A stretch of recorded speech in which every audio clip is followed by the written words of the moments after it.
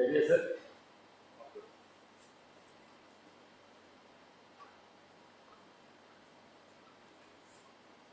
So good afternoon everyone.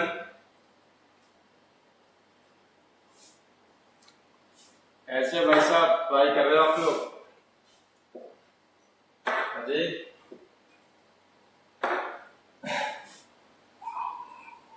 तो देखो हम लोग बेटा लास्ट क्लास में क्या डिस्कस कर रहा था। लास्ट क्लास में हम लोग elements of symmetry elements of symmetry discuss कर रहे थे, right. So element of symmetry मैंने बताया था कि बेसिकली क्या है, इमेजिनरी लाइन हो सकता है और इमेजिनरी पॉइंट हो सकता है या इमेजिनरी कोई प्लेन हो सकता है जिसके थ्रू हम लोग यूनिट सेल में क्या देखते हैं, सिमेट्रिसिटी देखते हैं, राइट। उसको मैंने 3 पार्ट्स में डिवाइड किया था। एलिमेंट्स ऑफ सिमेट्री को हम लोग 3 पार्ट में क्लासिफाई किया था।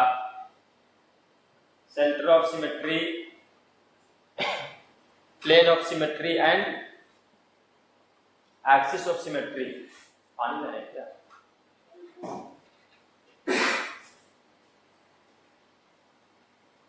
सो सेंटर ऑफ सिमेट्री यहाँ पर कितने मिलते थे?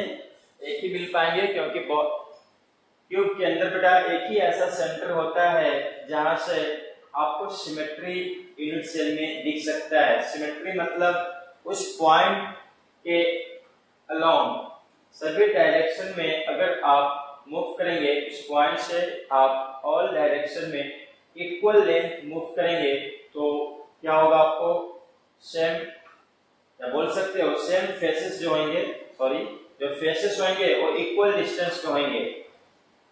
उस पॉइंट से आप इक्वल डिस्टेंस अगर आप ऑल डायरेक्शन में मूव करेंगे तो आपको क्या मिलेंगे, फेसेस मिलेंगे, फेसेस ऑफ द क्यूब मिलेंगे। या बोल सकते हो आप उस पॉइंट से इक्वल डिस्टेंस पे क्या होता है, फेस सेंटर होता है। इसका मतलब है उस पॉइंट के अलोंग आपको क्या मिल रहा है, सेंटर ऑफ सिमेट्री, मतलब सिमेट्री दिख रहा है। तो हमने बताया कि सेंटर ऑफ सिमेट्री एक ही पॉइंट ऐसा पॉसिबल है क्यूब के अंदर, वो है बॉडी सेंटर, जिसके अलोंग आपको सिमेट्रिसिटी दिख सकता है। सेकंड हम लोग प्लेन ऑफ सिमेट्री डिस्कस किया था, जिसमें बताया था plane of symmetry rectangular plane भी हो सकता है और बॉडी डायगोनल प्लेन भी हो सकता है। सो रेक्टेंगुलर कितने पॉसिबल थे, 1, 2 एंड 3, राइट। बॉडी डायगोनल कितने थे, बॉडी डायगोनल के अलोंग एक प्लेन पास कराओ। इसी तरह से ये भी बॉडी डायगोनल होगा, इसके अलोंग भी एक पास करवाया था। एंड फिर क्या किया था बेटा, मैंने डायगोनली अपोजिट टू एजेस से, डायगोनली अपोजिट टू एजेस से मैंने प्लेन पास करवाया। यहाँ पर total number of body diagonal plane of symmetry कितने मिले थे, 6। Total number of plane of symmetry कितना मिला था, 9। यही हम लोग लास्ट क्लास में डिस्कस किया था। आज स्टार्ट करेंगे।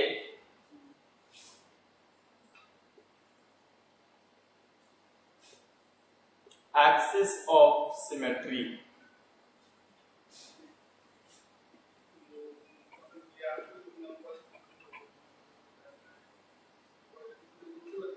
एक्सिस ऑफ सिमेट्री का सिंपल मीनिंग है कि आप एक ऐसा लाइन पास कीजिए जिस लाइन के थ्रू अगर आप किसी पर्टिकुलर एंगल से क्यूब को रोटेट करेंगे तो आपको सिमेट्री दिख सकता है। यहाँ पर मैं सबसे पहले लिखता हूं, फर्स्ट इसमें टू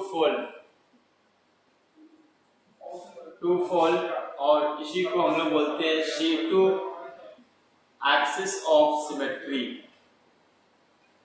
एक्सिस ऑफ सिमेट्री। तो समझो टू फोल्ड है क्या। टू फोल्ड का बेटा सिंपल मीनिंग है कि अपन क्यूब को क्या कर रहे हैं, 2 बार रोटेट कर रहे हैं, मतलब 1 कंप्लीट साइकिल के लिए। 1 कंप्लीट साइकिल मतलब कितने एंगल टोटल होंगे रोटेशन में, angle of rotation in 1 complete cycle of course 360 degree होगा। सो अपन यहाँ पर क्या करेंगे, क्यूब को 2 टाइम्स क्या करेंगे, फोल्ड करेंगे, तो हमें सेम अपीयरेंस दिखेगा।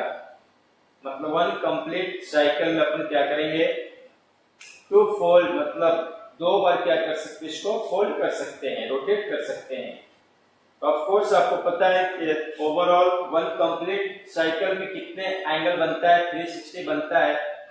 सो वन फोल्ड के लिए मुझे कितने एंगल से रोटेट करना पड़ेगा यूनिट सेल को, 180 डिग्री से। तो सबसे पहले आप पर लिखो आप एंगल ऑफ रोटेशन, इसको समझना।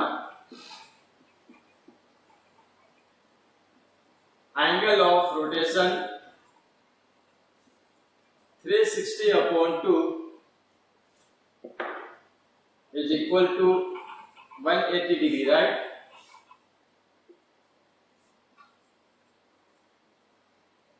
तो यहां पर क्या करेंगे बेटा, हम लोग क्यूब को 180 डिग्री से 2 टाइम्स क्या करेंगे, फोल्ड करेंगे, रोटेट करेंगे, वन कंप्लीट साइकिल यहां पर मिलेगा, राइट। जब आप 180 डिग्री से क्यूब को क्या करेंगे, किसी पर्टिकुलर एक्सिस से रोटेट करेंगे तो आपको सेम अपीयरेंस दिखेगा, क्यूब में किसी तरह का कोई चेंजेस नहीं दिखेगा। जैसे सपोज अभी जैसा इनिशियल है 180 डिग्री से अगर मैं क्यूब को रोटेट करूंगा किसी एक्सिस के अलोंग, देन मुझे अभी इनिशियल अपीयरेंस जैसा ही अगेन मुझे दिखेगा। नेक्स्ट आप 180 डिग्री से अगेन आप रोटेट करोगे तो अगेन आपको सेम अपीयरेंस दिखेगा। मतलब 2 इक्वल पार्ट में क्या होगा, क्यूब आपका डिवाइड होगा एंड दोनों आपस में जो पीसेस होंगे, 2 पार्ट होगा क्यूब का, वो आपस में सिमेट्रिकल होगा, मतलब एक दूसरे का मिरर इमेज होगा। तो यहां पर देखना है कि हम लोग एक्सिस को कहां से पास कराएं, एक्सिस को आप किस तरह से पास कराओ so that after rotating through 180 degree आपको सेम अपीयरेंस दिखे, मतलब सिमेट्रिसिटी दिखे। तो यहां पर आपको याद रखना है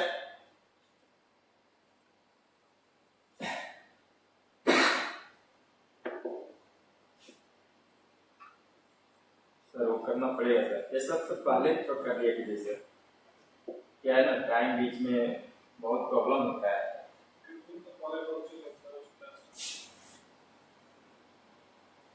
क्लास स्टार्ट होने तो पहले को देखते हैं, सॉफ्टवेयर में नहीं आ रहा है सर।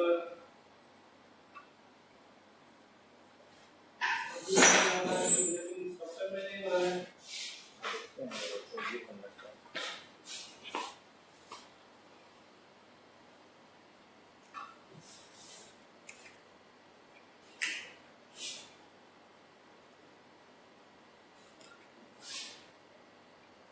लास्ट क्लास में, लास्ट क्लास, हाँ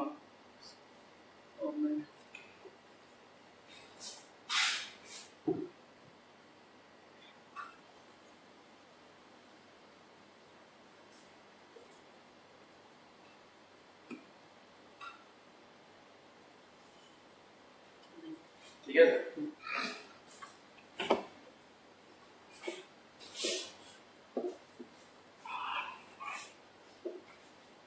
सो देखो बेटा हमारे पास क्या है, क्यूब है।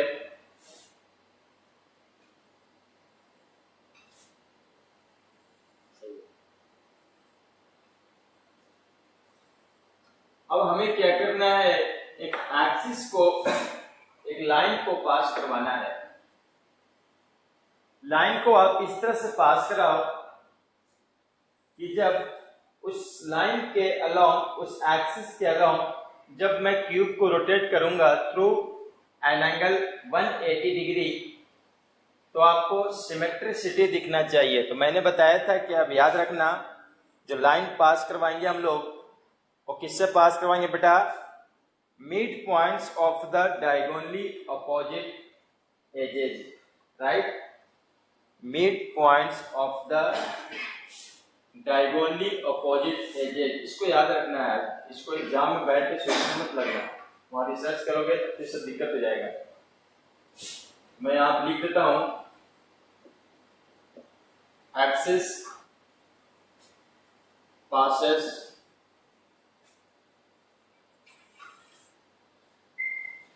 through the midpoints of the diagonally opposite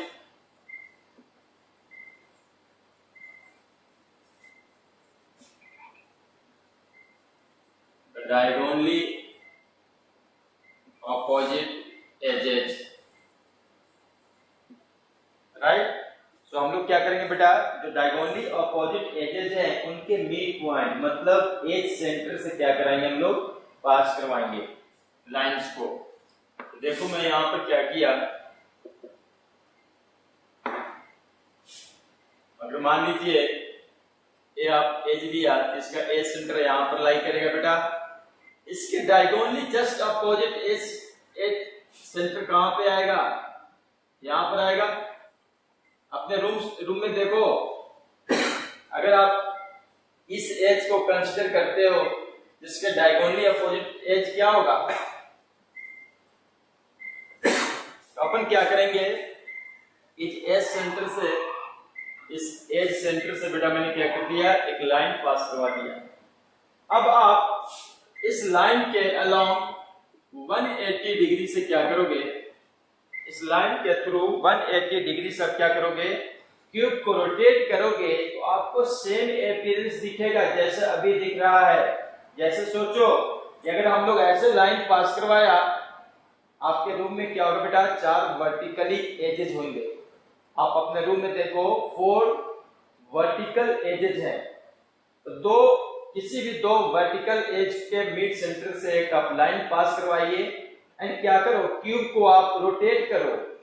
जब क्यूब को रोटेट करोगे क्या होगा, 180 डिग्री से रोटेट करोगे तो जो अभी आपका फेस बॉटम में है वो कहां चला जाएगा बेटा, अब ऊपर चला जाएगा, तो सीलिंग एज ए सीलिंग चला जाएगा। एंड सीलिंग का जो सरफेस है वो कहां चला जाएगा, बॉटम में चला आएगा। मतलब जैसा वैसा ही दिख रहा है। अगेन आप वही करोगे फिर वही सिचुएशन होगा। तो कहने का मतलब क्या है कि अगर आप इस लाइन के थ्रू 180 डिग्री से क्यूब को रोटेट कीजिएगा तो क्या होगा, सेम आपको अपीयरेंस दिखेगा।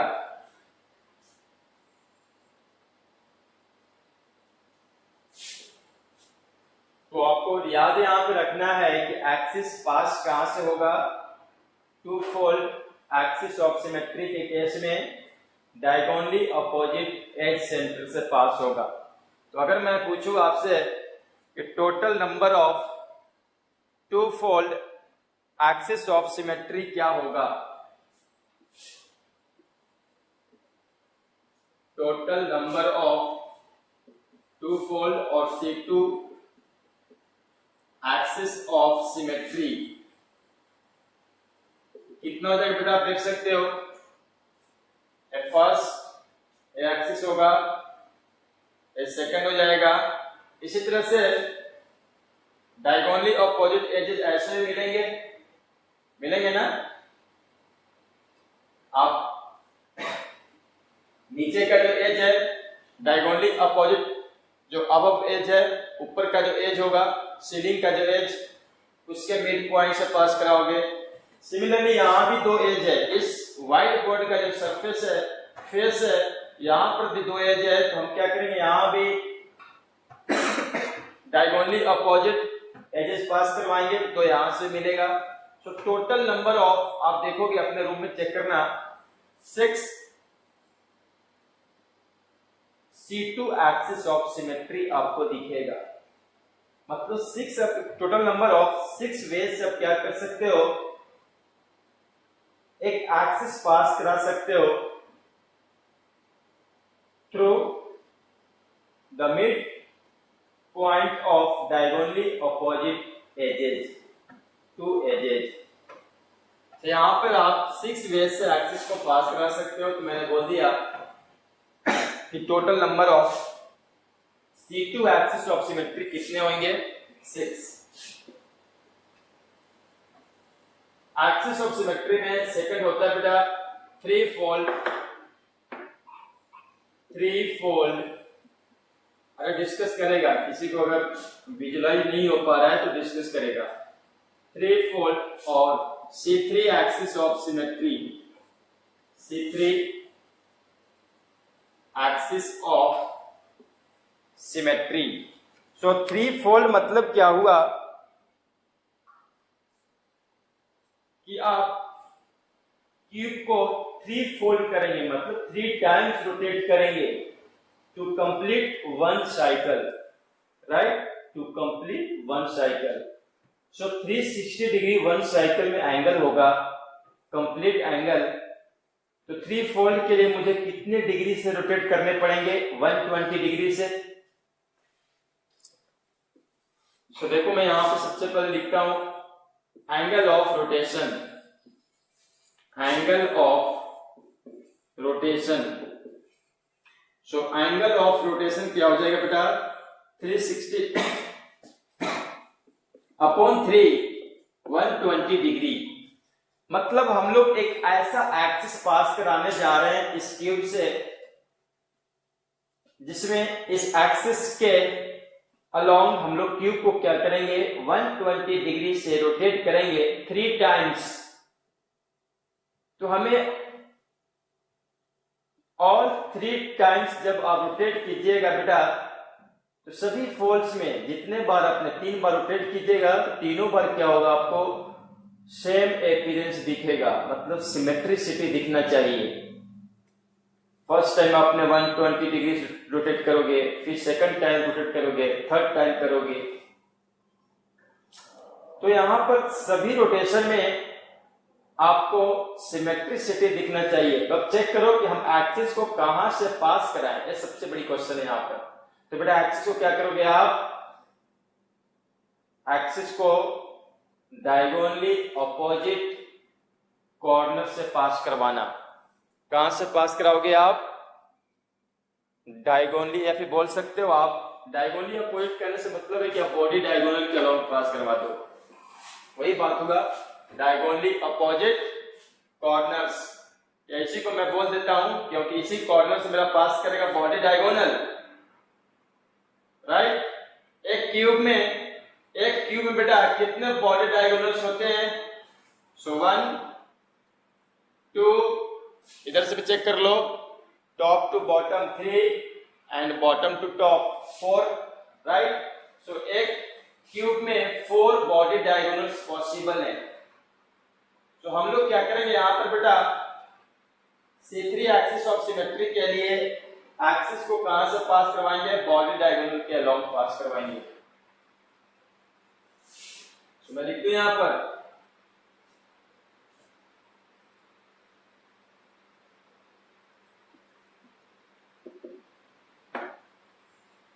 C3 axis of symmetry passes through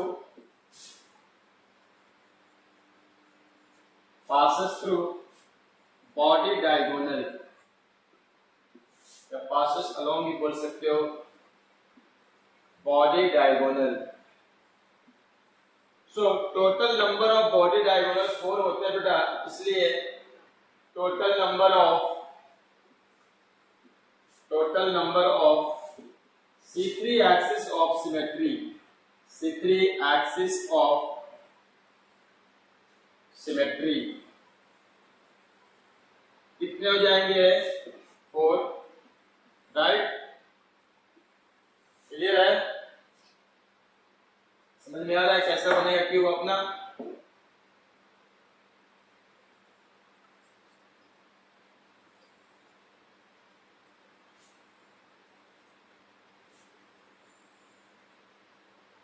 ये आपका क्यूब है।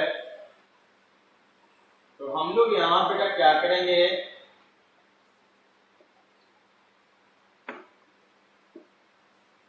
एक्सिस को कहां से पास करवाएंगे? Along body diagonal. Body diagonal के थ्रू देखो पास करवाते हैं। तो देखो इसी को भी ले सकते हो आप। जैसे मान लीजिए इस कॉर्नर को कंसीडर करो, तो इस कॉर्नर से बेटा अपना बॉडी डायगोनल कहां से पास करेगा? यहां से पास करेगा। सबको समझ में आ रहा है ना? तो अपन क्या करेंगे, यहां से इस तरह से एक्सिस पास कराएंगे एंड इसी एक्सिस के अलाउंग क्या करवाएंगे, क्यूब को 120 डिग्री से बेटा 3 टाइम्स रोटेट करेंगे, मुझे अपीयरेंस सेम दिखेगा। अब अपने रूम में आप करके देख सकते हो, बॉडी डायगोनल के अलाउंग एक एक्सिस पास कराओ और क्या करो, क्यूब को 120 डिग्री से रोटेट कराओ, तो आपको अपीयरेंस क्या दिखेगा, आपको सेम दिखेगा।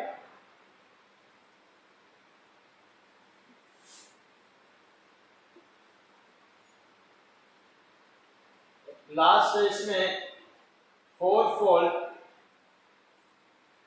और C4 axis of symmetry,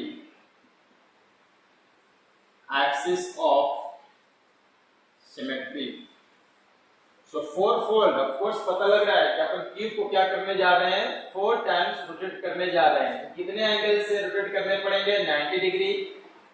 so angle of rotation क्या हो जाएगा, angle of rotation 90 degree.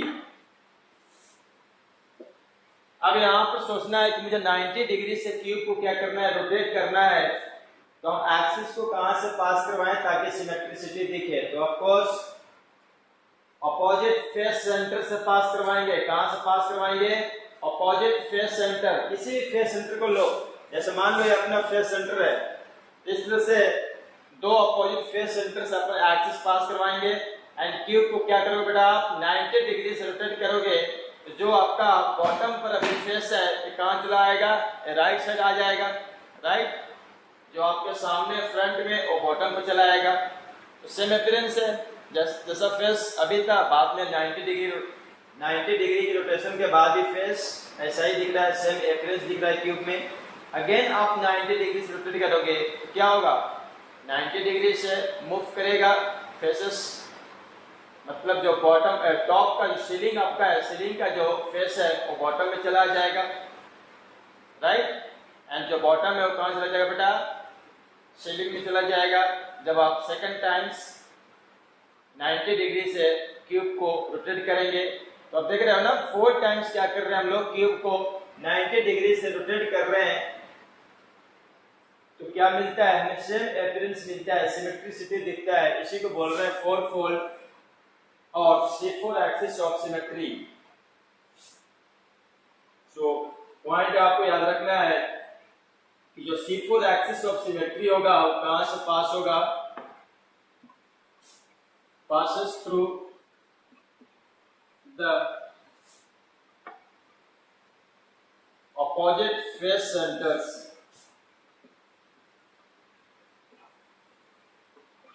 Clear है ना।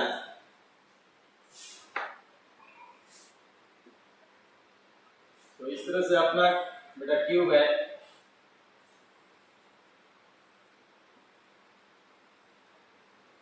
अब यहां पर क्या करेंगे हम लोग, अपोजिट फेस सेंटर से पास करवा रहे हैं। देखो मैंने क्या कर लिया, यहाँ पर ये मान लो टॉप का सीलिंग का आपके रूम का जो सीलिंग है उसका फेस सेंटर है, एंड ये आपका जो बॉटम पार्ट है, बॉटम सरफेस है, उस बॉटम फेस का फेस सेंटर है। तो अपन क्या किया, इससे एक एक्सिस पास करवा दिया। आप क्या करोगे, इसको 90 डिग्री से 4 टाइम्स रोटेट करोगे तो आपको हर बार एवरी टाइम्स आपको सेम अपीयरेंस दिखेगा, सिमेट्रिसिटी दिखेगा।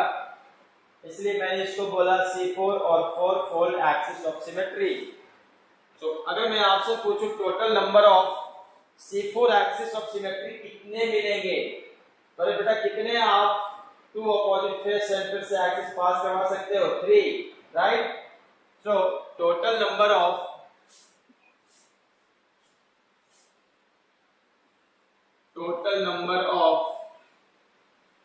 C4 axis of symmetry, C4 axis of symmetry कितने होंगे, 4 sorry C4 axis of symmetry क्या हो जाएगा बेटा, 3, राइट। अब यहां पर क्या कर लो, काउंट कर लो। अब यहां पर क्या कीजिए, काउंट कर लीजिए टोटल एलिमेंट्स ऑफ सिमेट्री कितने पॉसिबल है in unit cell. So total number of elements of symmetry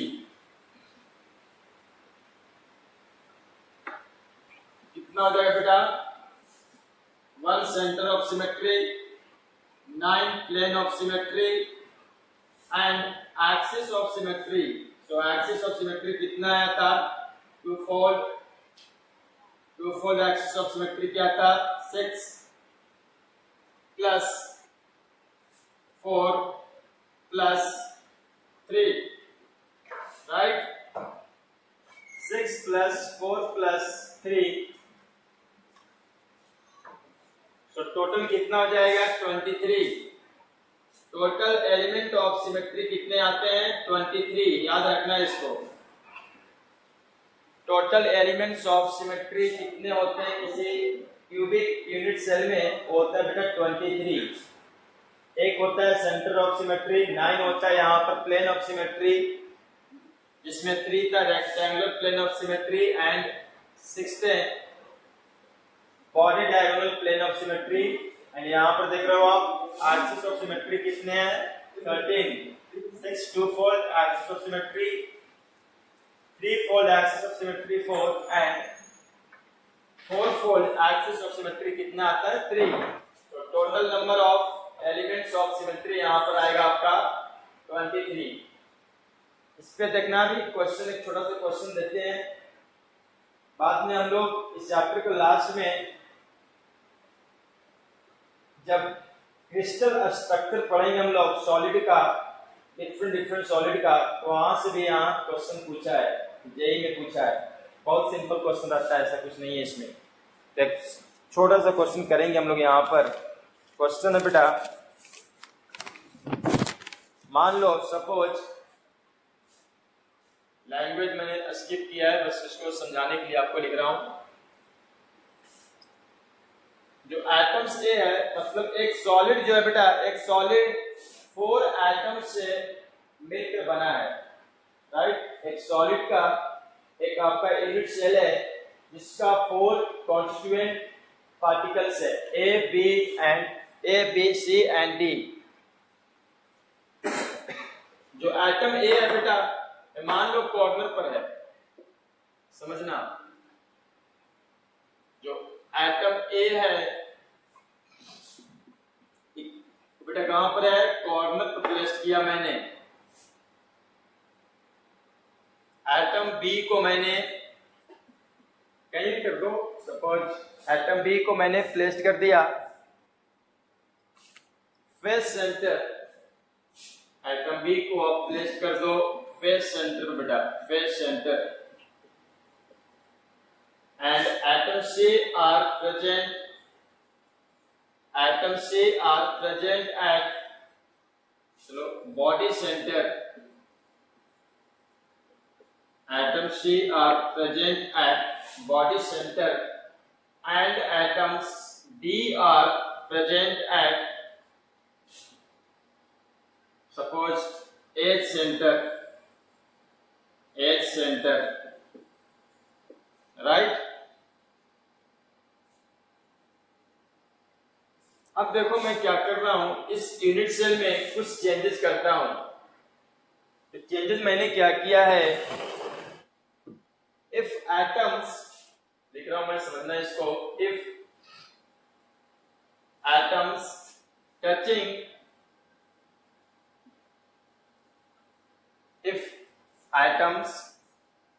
touching one of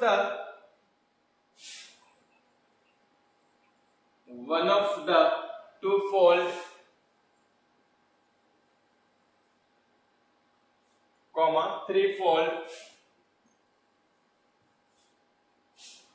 and four-fold axis of symmetry, four-fold axis of symmetry are removed. symmetry are removed, then formula of compound will be,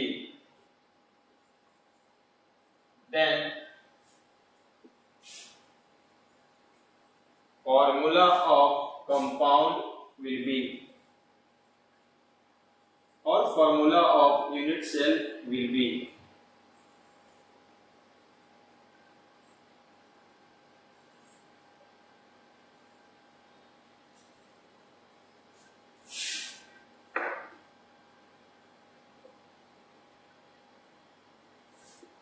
question clear है सबको?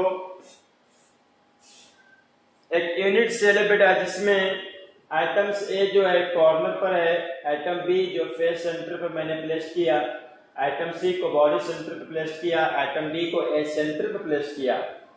बोला क्या है, if atoms touching one of the two fold, three fold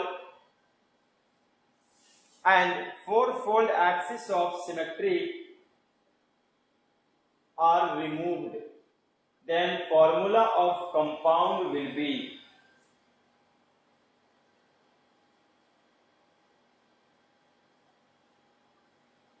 किस compound का unit cell है जिसमें atoms A B C D corner, face centre, body centre and A centre को मैंने प्लेस किया है।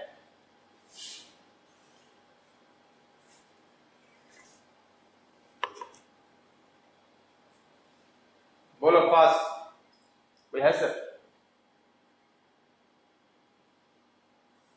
कोई भी?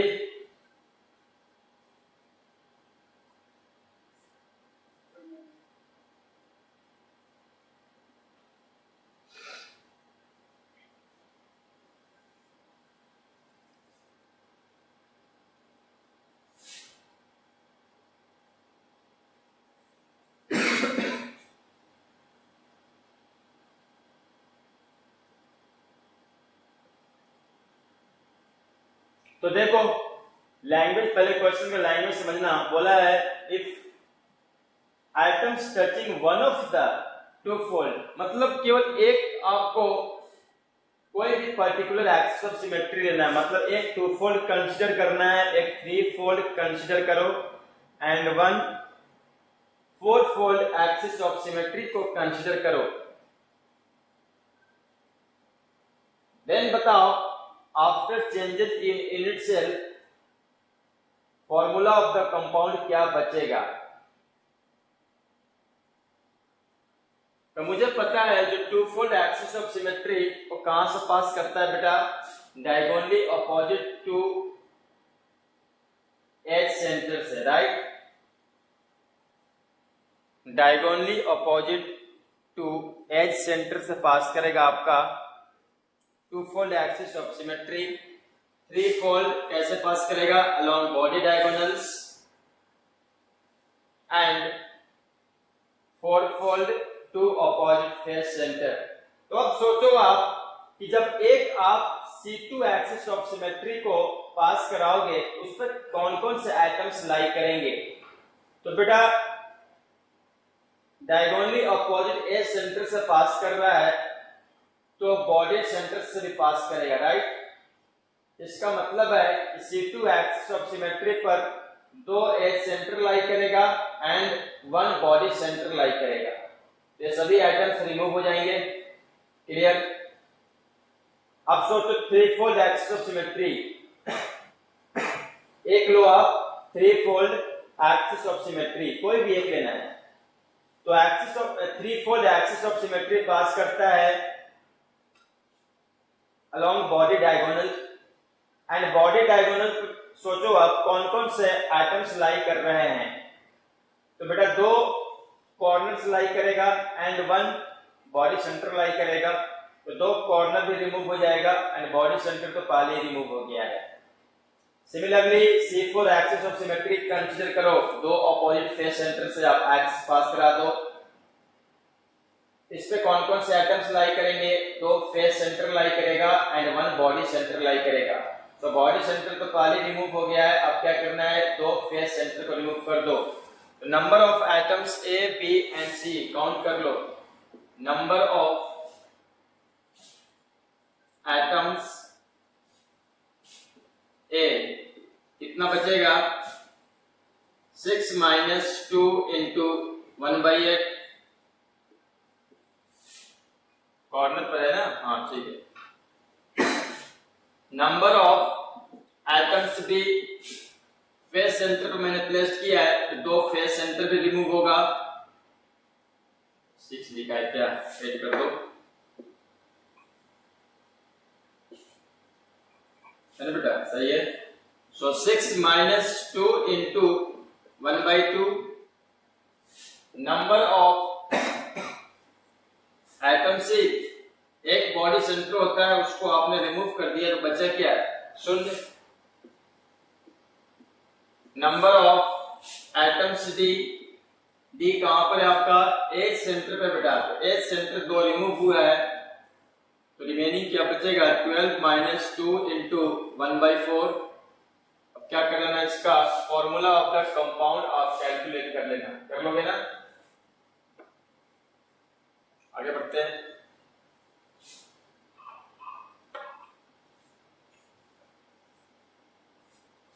कर लोगे ना कि करना पड़ेगा, तो आप क्या करोगे, पहले रेशियो निकालना, A:B:C:D। ये क्या आ जाएगा, 6/8 मीन्स 3/4।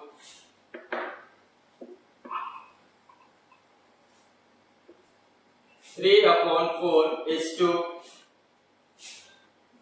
2 is to, ये तो सी यहां से रहेगा नहीं,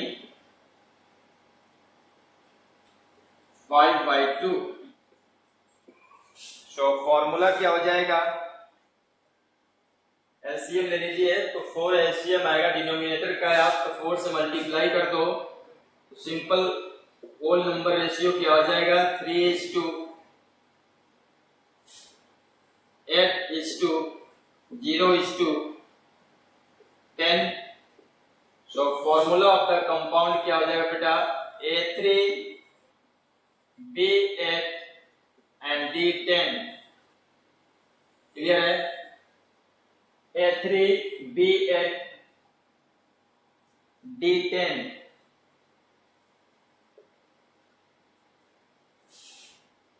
ये होगा आपका एलिमेंट ऑफ सिमेट्री। नेक्स्ट हम लोग क्या करने जा रहे हैं, हमारे पास जो यूनिट सेल है उसको पैक करने जा रहे हैं। उसको क्या करने जा रहे हैं बेटा, पैकिंग करने जा रहे हैं। सो मैं टॉपिक लिखता हूं, packing in solids.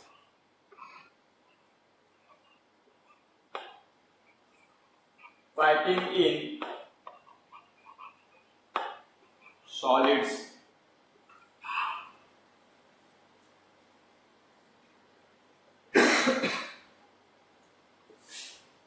So packing in solids में मतलब, इसका मतलब क्या है कि हम लोग सॉलिड में बेटा या यूनिट सेल में एटम्स को हम लोग प्लेस करने जा रहे हैं, एटम्स से उसको पैक करने जा रहे हैं।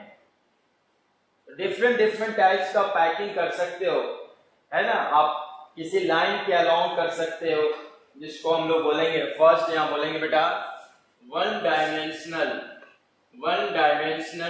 पैकिंग। वन डायमेंशनल पैकिंग, या इसी को हम लोग बोलते हैं लीनियर पैकिंग। वन डायमेंशन आप पैकिंग कर रहे हो, ऑफ कोर्स लीनियर ही है, लीनियर पैकिंग। सो लीनियर पैकिंग का मतलब सिंपल है कि आप केवल वन डायमेंशन में ही एटम को क्या कर रहे हो बेटा, प्लेस कर रहे हो। देखो मैंने वन डायमेंशन में क्या कर दिया, एटम को प्लेस कर दिया। अगर इन एटम्स के सभी सेंटर को आप ज्वाइन करोगे तो हमें यहाँ पर मिलेगा एक लाइन, इसलिए इसको बोला मैंने लीनियर, वन डायमेंशनल और लीनियर पैकिंग। मतलब यहां पर क्या किया आपने, एक लाइन के अकॉर्डिंग एटम को क्या किया, क्यूब में प्लेस किया। अगर मैं यहां पर बोलूं आपसे coordination number one dimensional packing में बेटा कोऑर्डिनेशन नंबर क्या होगा? तो पहले समझो कोऑर्डिनेशन नंबर होता क्या है।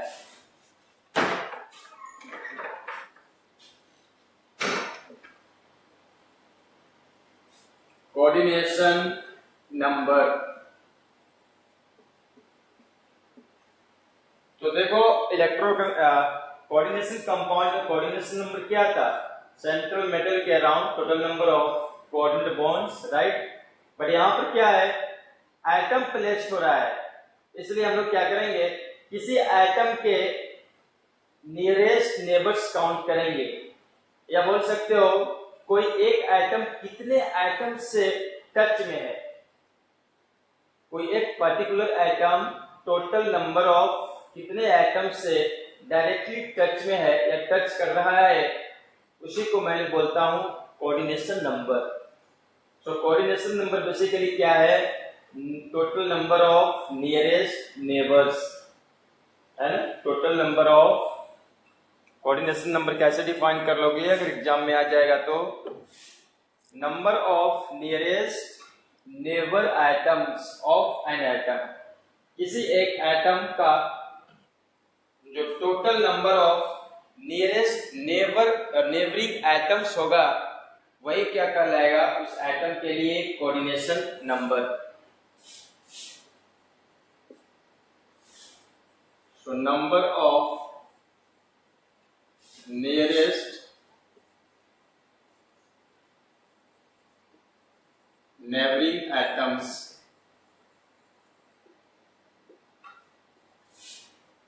तो बहुत सिंपल है। यहां पर क्या करना है, मुझे कोऑर्डिनेशन नंबर चेक करना है। किसी एक एटम को आप फिक्स कर दो, मतलब उसी को हम चेक करेंगे उसके उस एटम के नियरेस्ट नेबर्स कितने हैं। मतलब वो एटम, ये जो मैंने यहाँ पर एटम लिखा है, देखो यहाँ पर कलर किया, ये जो एटम है बेटा कितने एटम से डायरेक्टली टच में है, कितने एटम से डायरेक्टली टच कर रहा है, कॉन्टैक्ट कर रहा है? दो। ये फर्स्ट है, ये आपका सेकंड है। So coordination number in linear packing और वन डायमेंशनल पैकिंग में क्या होगा? 2। क्लियर है?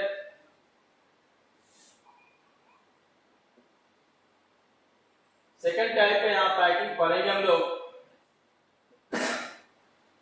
वो है बेटा 2 डायमेंशनल पैकिंग।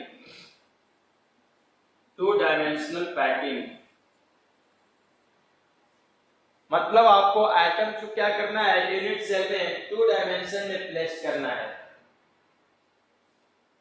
तो 2 डायमेंशन में आप एटम को 2 वे से प्लेस कर सकते हो। एक क्या होगा कि आपने जो अभी 1 डायमेंशनल पैकिंग किया ना, उसी को आप रिपीट करते चले जाओ। जो आपका ग्राउंड की सरफेस है, ग्राउंड की फेस है, उस पे आप 1 डायमेंशनल पैकिंग को रिपीट करते चले जाओ, तो क्या हो जाएगा? एक 2 डायमेंशनल पैकिंग हो जाएगा, क्योंकि यहाँ पर एक्स एंड वाई दोनों एक्सिस में क्या हो रहे हैं, दोनों एक्सिस के अलोंग एटम्स आप प्लेस कर रहे हो। अब आप 1 डायमेंशनल पैकिंग को क्या किया आपने, रिपीट किया, तो आपका जो फाइनल पैकिंग का अरेंजमेंट दिखेगा वो कैसा दिखेगा? मतलब आपने पूरे एक स्क्वायर में क्या किए हो, एटम को प्लेस कर दिए हो। अरे अपना जो ग्राउंड का जो फेस है, ये कैसा है? स्क्वायर ही तो है। फेस क्या है? स्क्वायर है। तो आपने क्या किया कि स्क्वायर में एटम को प्लेस किए हो। इसलिए हम लोग फर्स्ट टाइप का 2 डायमेंशनल पैकिंग जो पढ़ेंगे, ये बेटा square 2 dimensional packing, square 2 dimensional packing और 2 डायमेंशनल क्लोज पैकिंग। बहुत सिंपल है, इसमें से कुछ करना ही नहीं है। इस तरह से हम लोग एटम को क्या कर देंगे, प्लेस कर देंगे, इसी को अगेन रिपीट कर देंगे। बिल्कुल जैसा पहला लेयर है ना, फर्स्ट लेयर है, उसी के जैसा सेकंड लेयर में प्लेस कर रहा हूं, कोई डिफरेंस नहीं है।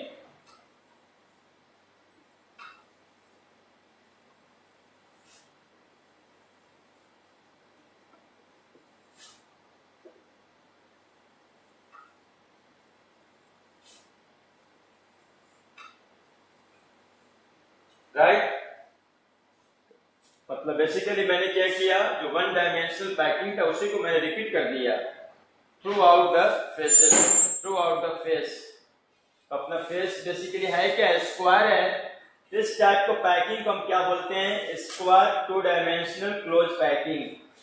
अब यहां पर हमें चेक करना है कोऑर्डिनेशन नंबर, कोऑर्डिनेशन नंबर। तो देखो मैं किसी एक आइटम को फिक्स कर दिया।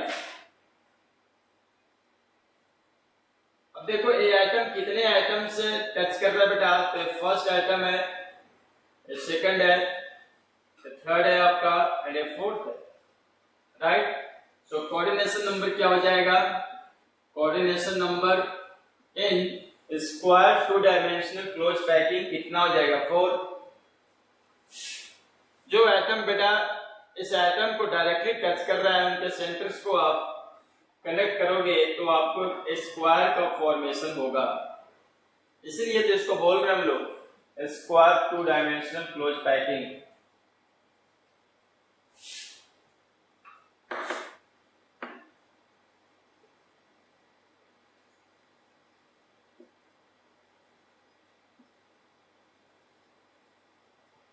ठीक है।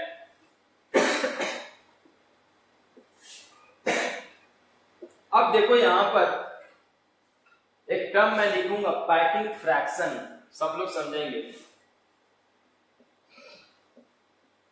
पैकिंग फ्रैक्शन, और इसी को आप पैकिंग इफिशियंसी भी बोलते हो। पैकिंग फ्रैक्शन और पैकिंग इफिशियंसी बोला जाता है। सो पैकिंग इफिशियंसी है क्या, पैकिंग इफिशियंसी का सिंपल मीनिंग है कि अगर आपको कोई भी एक सपोज क्यूबिक फॉर्म में एक स्ट्रक्चर दे दिया जाए, सॉलिड दे दिया जाए, मान लो कोई अपना रूम है, इस रूम में क्या करना है, मुझे आइटम्स को अरेंज करना है। तो पैकिंग इफिशियंसी का मतलब है कि आप किस तरह से आइटम को अरेंज करो so that the maximum volume of cube क्या हो जाए, ऑक्युपाइड हो जाए। आप इस तरह से आइटम को अरेंज कीजिए सो दैट इस क्यूब का जो मैक्सिमम वॉल्यूम वो क्या हो जाए, ऑक्युपाई हो जाए। मतलब जो वॉइड बचे, वॉइड एम्प्टी स्पेस, वो कम से कम बचना चाहिए। इसको बोलते हैं पैकिंग इफिशियंसी और पैकिंग फ्रैक्शन। तो बहुत सिंपल है, अगर आप पैकिंग फ्रैक्शन निकालना है आपको और पैकिंग इफिशियंसी निकालना है बेटा, तो आपने क्या किया, सपोज इस 2 डायमेंशनल में, क्यूब नहीं मानोगे तो क्यूब हो जाएगा 3 डायमेंशनल, हम लोग 2 डायमेंशनल की बात कर रहे हैं। तो अपने पास क्या है, एक 2 डायमेंशनल इस तरह से स्क्वायर फेस है, इसमें एटम को प्लेस किया मैंने। तो मैं अगर आपसे पूछूं इस जो स्क्वायर का एरिया है उसका कितना पार्ट एटम्स ने ऑक्युपाई किया है, तो आप कैसे निकालोगे, पैकिंग इफिशियंसी कैसे निकालोगे, area occupied by atoms, area occupied by atoms in the square divided upon total area of the square, right. So यहां फॉर्मूला नहीं लिखते हम, डायरेक्ट यहां पे अप्लाई करेंगे पैकिंग फ्रैक्शन। देखो पैकिंग फ्रैक्शन यहां पे मैं कैलकुलेट करता हूं, इस तरह से आपने आइटम क्या किया बेटा, प्लेस किए हो, है ना। इस तरह से आपने आइटम को क्या किए हो, प्लेस किए हो, सो दैट जो वॉइड बच रहा है वो कम से कम बचना चाहिए। यही वॉइड बचा है, ये वॉइड है ना, एक क्या है आपका एम्प्टी स्पेस है और वॉइड है। सो इस स्क्वायर 2 डायमेंशनल पैकिंग का पैकिंग इफिशियंसी क्या होगा, तो ध्यान से देखो, एरिया ऑक्युपाइड बाय स्फीयर, या बोल सकते हो सर्कल, है ना। आइटम को प्लेस करोगे तो एरिया ऑक्युपाइड क्या होगा, सर्कल का एरिया ऑक्युपाइड होगा। तो आप ध्यान से देखो बेटा, ये जो पार्ट है एक कितना पार्ट, एक सर्कल का कितना पार्ट इस स्क्वायर के अंदर लाई कर रहा है, मतलब इस स्क्वायर से बिलोंग कर रहा है। जो पार्ट दिख रहा है सर्कल का 1/4 पार्ट है या नहीं है। 1/4 पार्ट एग्जैक्टली सेंटर से है। थोड़ा सा स्ट्रक्चर यहाँ पे व्हाइट बोर्ड पर सही नहीं बन पा रहा है, एग्जैक्टली मैंने सेंटर से पास करवाया है। तो 1/4 of the area of circle हमारे स्क्वायर के अंदर लाई कर रहा है एक एटम के केस में। तो यहाँ पर बेटा टोटल नंबर ऑफ एटम्स कितने हैं, कितने पार्टिसिपेट कर रहे हैं इस स्क्वायर में, 4। तो total area occupied bye all 4 atoms क्या हो जाएगा, 4 into 1/4, मतलब एक सर्कल का कंप्लीट एरिया आएगा ना। तो मैं यहां पे लिखूं क्या, piping fraction means area occupied by atoms, so 1 into πr²। प्रत्येक एटम का 1/4 एरिया इस स्क्वायर के अंदर बिलोंग कर रहा है बेटा। टोटल नंबर ऑफ 4 एटम्स इस स्क्वायर में बिलोंग कर रहा है, स्क्वायर से बिलोंग कर रहा है। तो टोटल इफेक्टिव या बोल सकते हो total area occupied by atoms in square कितना हो जाएगा, एरिया ऑफ 1 सर्कल जो होता है πr², आउट ऑफ इसका स्क्वायर का एरिया। स्क्वायर का एरिया क्या होता है, a² होता है। तो यहां पर a क्या हो जाएगा, एज लेंथ a, ध्यान दो r रेडियस एंड यहां भी r रेडियस, सो r क्या हो जाएगा बेटा 2r। क्लियर है सबको, तो क्या हो जाएगा 2r whole square. Packing fraction सबको समझ में आया। तो यहां बेटा पैकिंग फ्रैक्शन क्या हो जाएगा, π/4। पैकिंग फ्रैक्शन क्या हो जाएगा, π/4। और मान लो इसको फ्रैक्शन फॉर्म में गिवन होगा तो आप कैलकुलेट कर लेना, 78 पॉइंट समथिंग आता है। अगर पैकिंग एफिशिएंसी निकालना होगा तो अपन क्या कर लेंगे, π/4 into 100 परसेंटेज में आ जाएगा, राइट। कर लोगे ना।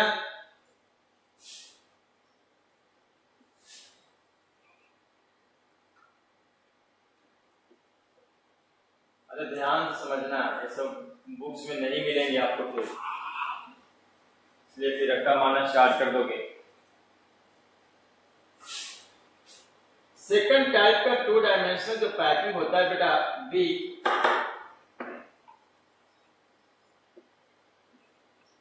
इसको बोलते हैं hexagonal.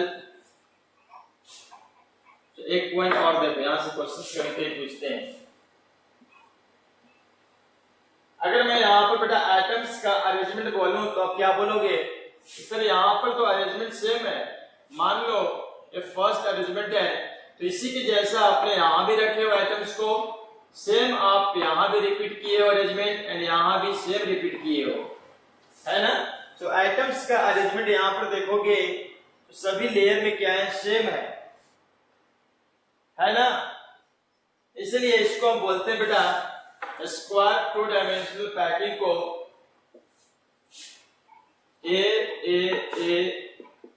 Type arrangement.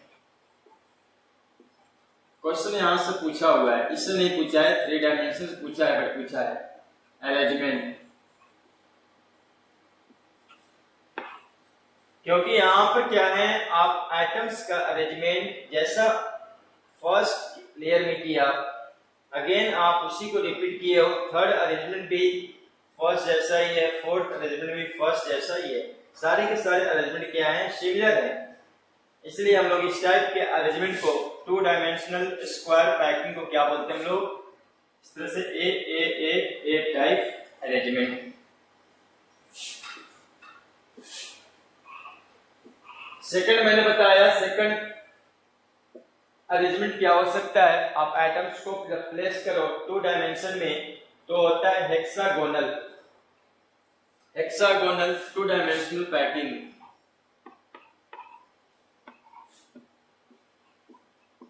Two dimensional packing. Hexagonal क्यों बोला? जब एटम को आप इस सेकंड वे में प्लेस करोगे तो फाइनल हेक्सागोन का फॉर्मेशन होगा। जैसा कि फर्स्ट 2 डायमेंशन में क्या देखा, स्क्वायर का फॉर्मेशन हो रहा था, इसी तरह से यहाँ पर क्या होता है, हेक्सागोन का फॉर्मेशन होता है। इसलिए इस 2 डायमेंशनल पैकिंग को मैंने बोल रहा हूँ हेक्सागोनल 2 डायमेंशनल पैकिंग। बहुत सिंपल है कैसे करना है एटम को प्लेस, ध्यान देना सब लोग। मैं क्या किया, फर्स्ट लेयर रखा, फर्स्ट अरेंजमेंट मैंने एटम्स को इस तरह से लिनियरली अरेंज कर दिया। क्लियर? अब क्या करेंगे, इन 2 एटम के बीच जो यहां पर आपको गैप दिख रहा है उस गैप में एटम प्लेस करना स्टार्ट कर दो। तो देखो मैंने प्लेस कर दिया बेटा, टच करना चाहिए, थोड़ा सा स्ट्रक्चर इधर उधर होगा, ध्यान देना। अगेन मैंने क्या कर दिया, इस तरह से प्लेस कर दिया।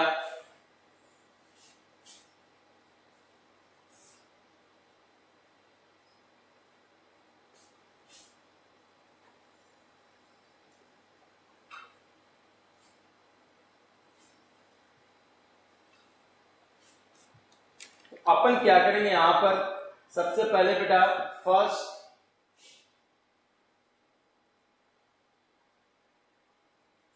और सही से बनाए क्या, कोई नहीं, चलो एटम थोड़ा बड़ा छोटा साइज में हो जा रहा है, क्या सर?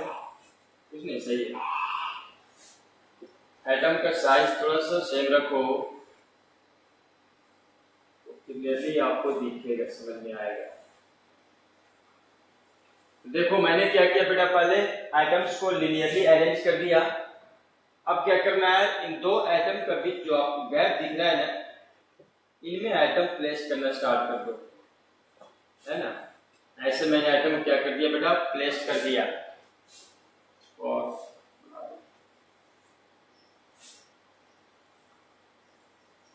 क्लियर है?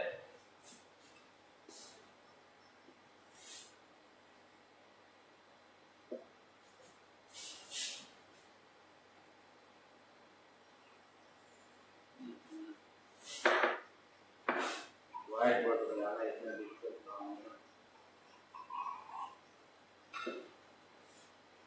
इस तरह से हम लोग एटम को क्या करेंगे बेटा, प्लेस करेंगे। अब क्या करोगे,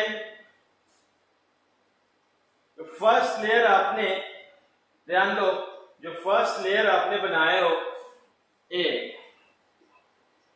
इसी को क्या कर दो आप, फिर से रिपीट करो। अगेन यहां पर क्या कर दो, रिपीट करो।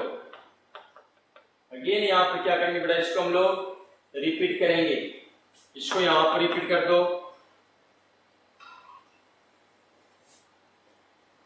Third item,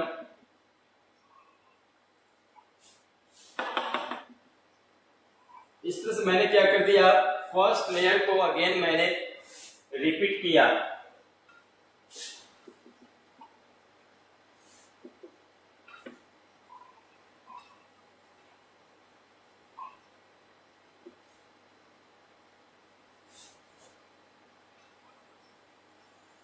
right?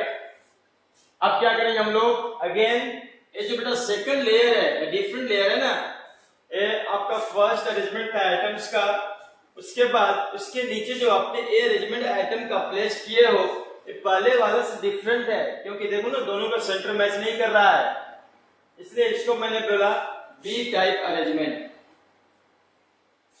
अगेन मैंने क्या किया, ए को रिपीट किया, अगेन फिर क्या करूंगा, बी को रिपीट करूंगा। तो देखो बी यहां रिपीट होगा, इनके गैप में एटम प्लेस होंगे।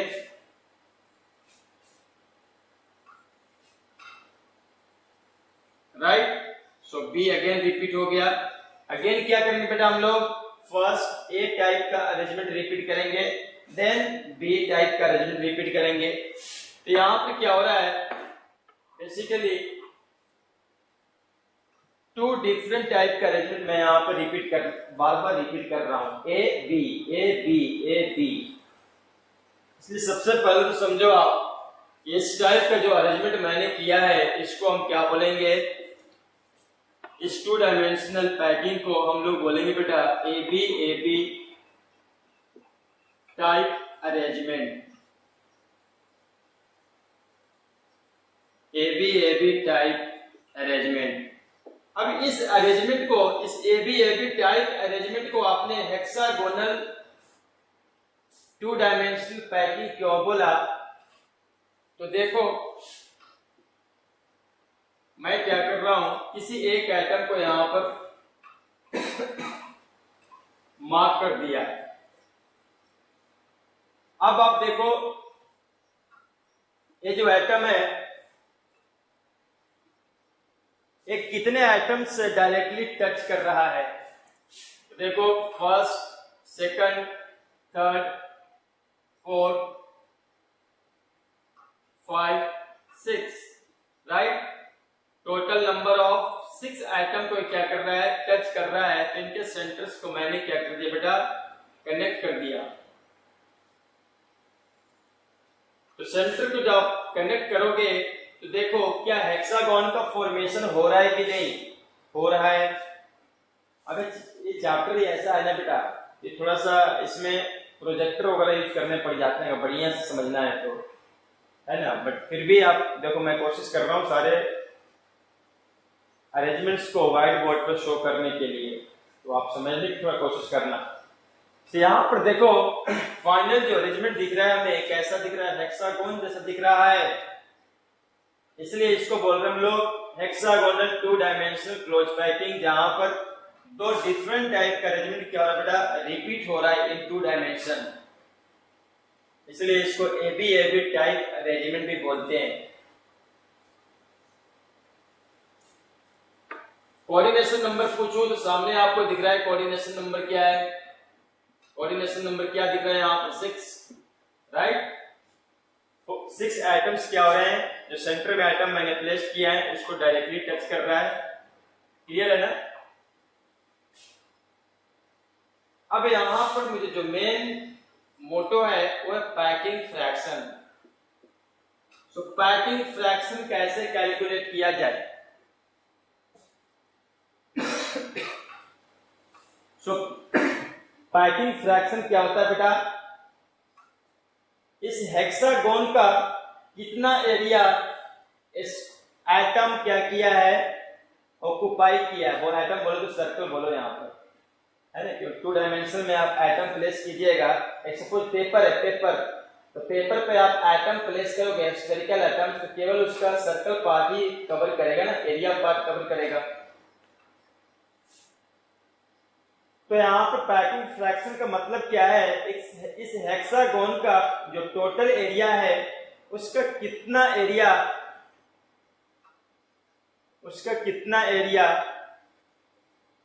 एटम्स ने क्या किया है, कवर्ड किया है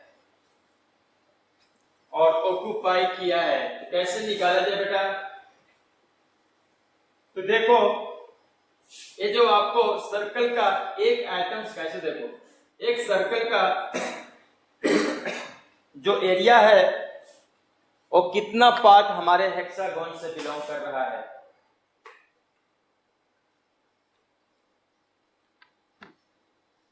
the part of area of 1 atom in the hexagon क्या होगा, 1/3 और 1/4 1/3 है बेटा। कितना है, 1/3। सबको समझ में आ रहा है क्या। इस सर्कल का 1/3 एरिया हमारे इस हेक्सागोन से बिलोंग कर रहा है। एक सर्कल आपको जो सामने दिख रहा है उसका 1/3 एरिया क्या है, इस हेक्सागोन से बिलोंग कर रहा है। सो टोटल नंबर ऑफ एटम्स, या बोल सकते हो टोटल नंबर ऑफ हेक्सागोन कितना आपको दिख रहा है, total number of atoms in hexagon कितना दिखेगा यार, चेक करना। तो चलो समझते हैं। एक जो बेटा सेंटर में ये जो एटम्स है ये तो कंप्लीटली इसमें कंटेन कर रहा है, राइट। ये जो एटम सेंटर में रखा है ये तो कंप्लीटली कंटेन कर रहा है। सराउंडिंग एटम्स कितने हैं? 1 2 3 4 5 6। So 6 into 1/3 area of one circle means total 2 circle। समझ में आई बात? सो टोटल यहाँ पर 2 सर्कल की एरिया के इक्वल 6 एटम्स का एरिया बिलोंग करेगा किसमें? इस हेक्सागोन के अंदर, इस हेक्सागोन से। एंड एक जो बेटा सेंटर में एटम है ये तो कंप्लीटली इस हेक्सागोन से ही बिलोंग कर रहा है।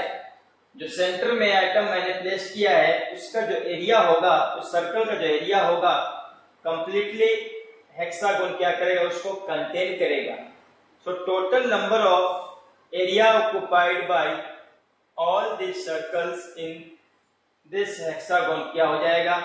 3 into area of one circle। बोल सकते हैं क्या?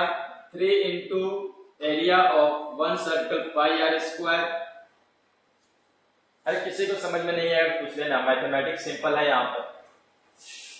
Divided upon total area of hexagon. Hexagon का टोटल एरिया कैसे फाइंड करते हो? तो देखो इस एटम का जो सेंटर होगा बेटा, जो सेंटर में मैंने एटम प्लेस किया है इसका सेंटर सब क्या करो? इनके सेंटर को कनेक्ट कर दो। तो क्या बन गया? Equilateral triangle.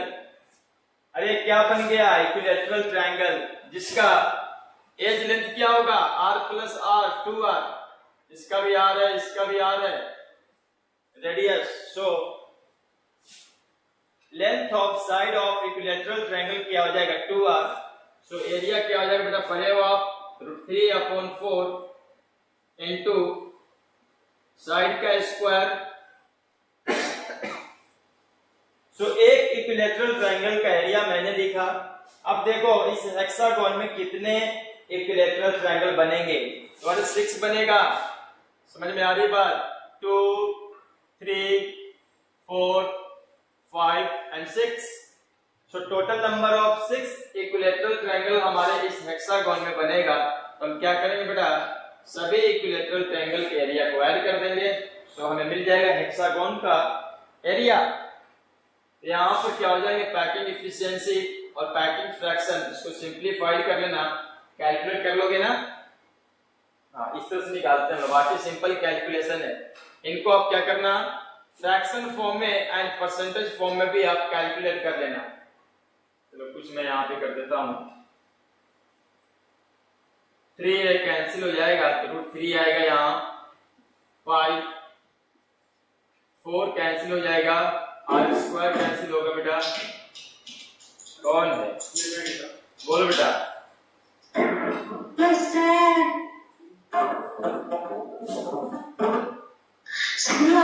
समझा दीजिए। क्या हो बेटा?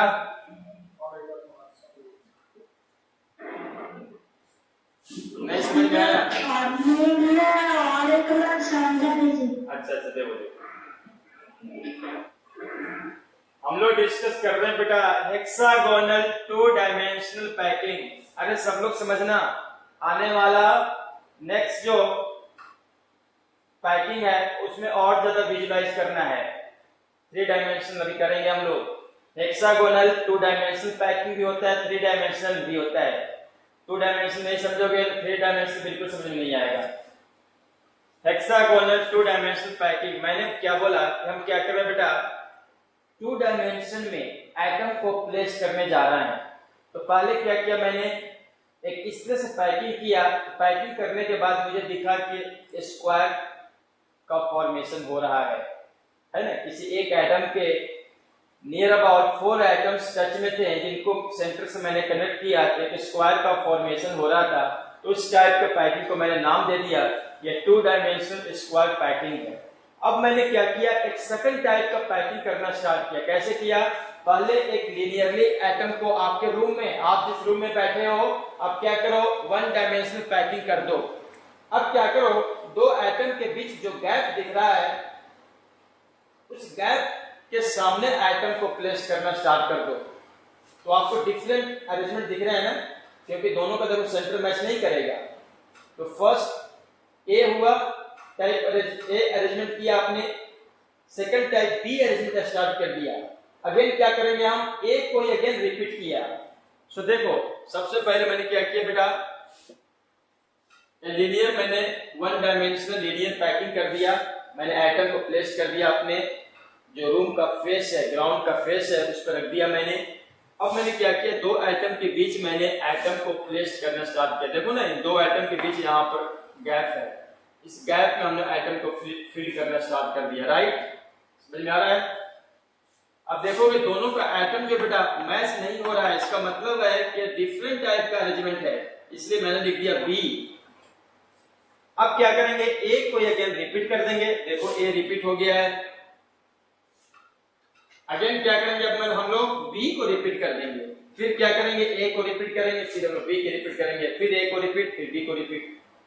मतलब यहाँ पर क्या हो रहा है, दो डिफरेंट टाइप के अरेंजमेंट रिपीट हो रहे हैं, ए एंड बी। इसलिए मैंने इस पैकिंग को बोला, इस टू डायमेंशनल पैकिंग का नाम दिया मैंने A B type arrangement.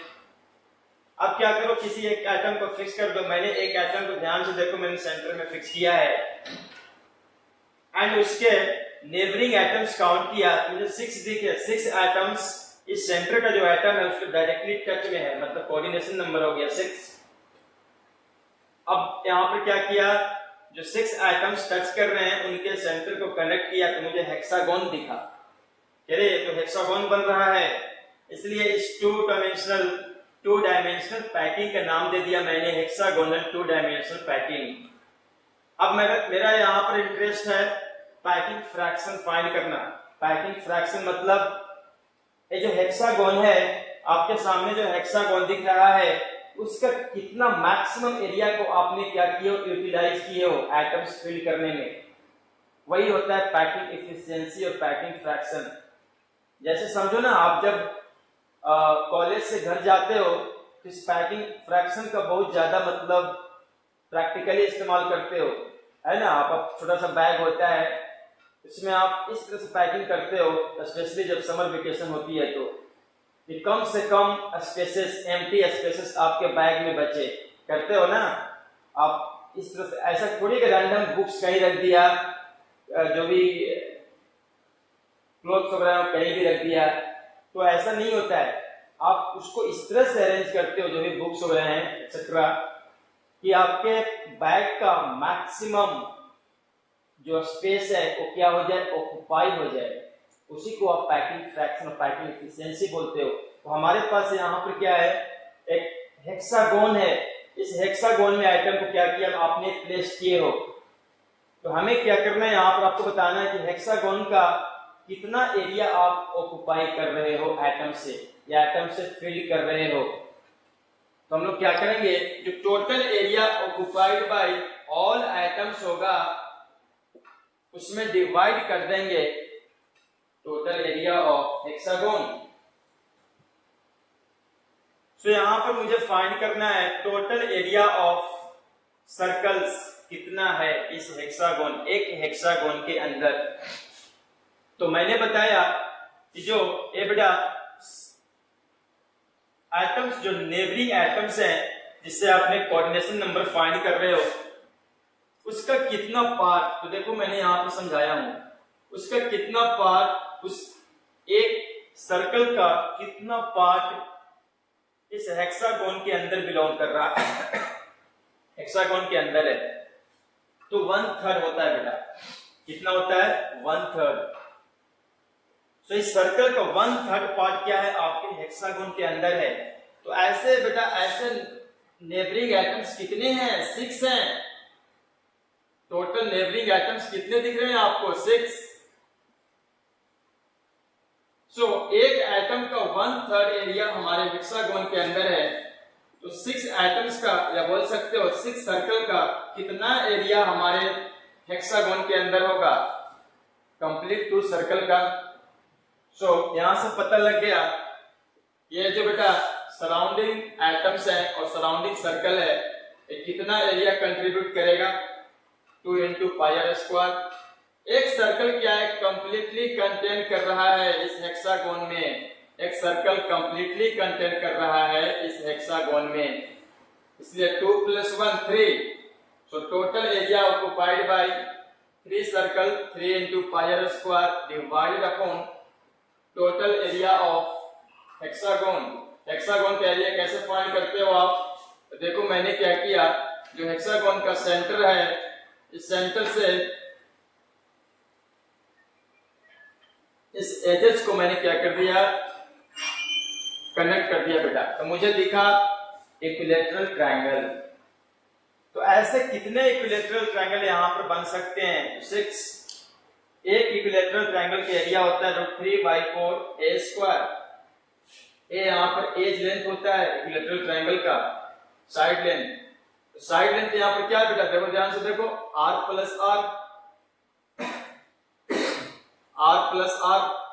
Means 2r। Side length कितने आपको दिख रहे हैं, एज लेंथ 2r। सो एक इक्विलैटरल ट्रायंगल का एरिया हो जाएगा √3/4 into 2r का square, and total number of equilateral triangles कितने फॉर्म हो रहे हैं, 6।